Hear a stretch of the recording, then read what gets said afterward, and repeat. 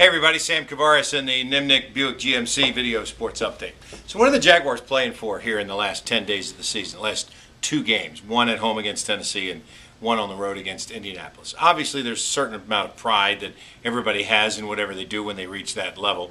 There's the division, there's some things that, Tennessee, a lot of players don't like the Titans, and beating the Colts would be a little feather in their cap since the Colts are headed to the playoffs. But what are they really playing for? And it's basically an opportunity to show not just this coaching staff, but coaching staffs around the league, that with no carrot out there in front of you, like no playoffs to go play for, that you still can play like a professional and play at a high level.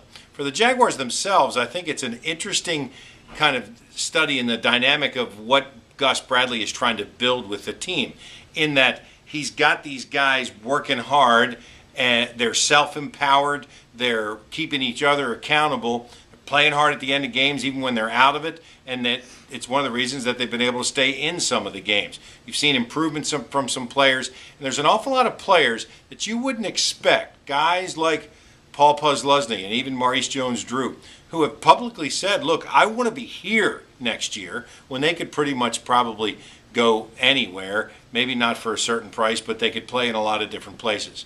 It's a testament to what Bradley has built in just a short period of time and what players can see what's going to happen.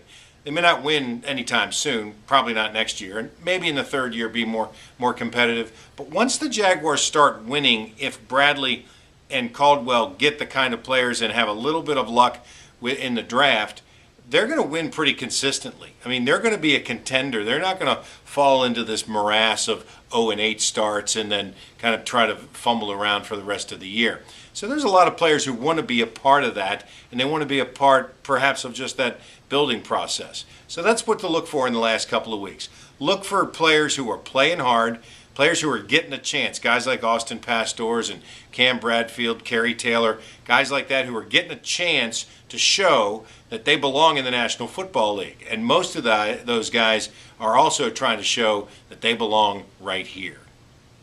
I'm Sam Kouvaris. That's the Nimnicht Buick GMC Video Sports Update.